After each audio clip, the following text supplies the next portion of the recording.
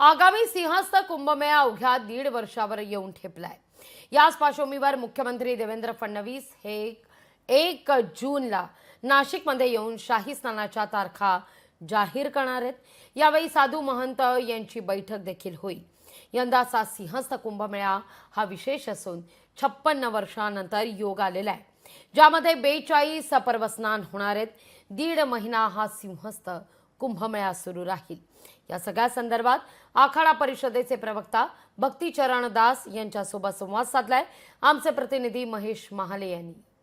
अवघ्या 1.5 वर्षांवर नाशिकचा सिंहस्थ कुंभमेळा येऊन ठेपलेला आहे आणि शाही स्नानाच्या तारखा जाहीर झाल्या नाही म्हणून साधू महंतांनी नाराजी व्यक्त केलेली होती। आता मुख्यमंत्री देवेंद्र फडणवीस हे स्वतः 1 जूनला नाशिकमध्ये येणार आहे आणि शाही स्नानाच्या तारीख जे आहे त्या जाहीर करणार आहे। आणि या सगळ्या संदर्भात बोलण्यासाठी आपल्यासोबत आखाडा परिषदेचे प्रवक्ते भक्तीचरण दास महाराज आहे। इस कुंभ की क्या विशेषता है, क्या खास बात इस आने वाली सिंहस्थ कुंभ में रहने वाली है?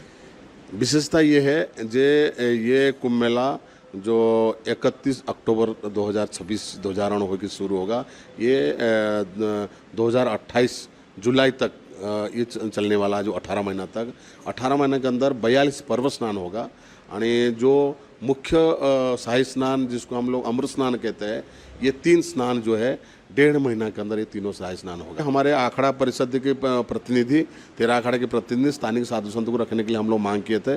और दूसरे बात जो मुख्यमंत्री स्तर की कमेटी और जिला स्तर की जो कमेटी कलेक्टर स्तर की समिति, उसमें अभी तक स्थानिक साधु संत आखड़ा की कोई भी प्रतिनिधि की नाम नहीं रखा गया है। तो हम लोग सब कहेंगे मुख्यमंत्री से जो वो समिति में साधु संत को रखे और जो प्राधिकरण में साधु संत को रखे जिसमें क्या आने वाले कुंभ मेला की तैयारी व्यवस्था में उनको भी सुविधा होगा और हम लोग को भी काम करने के लिए सुविधा होगा। महेश महाले, लोकशाही मराठी, नाशिक। लोकशाही मराठी ऐका, पहा, जागरूक रहा।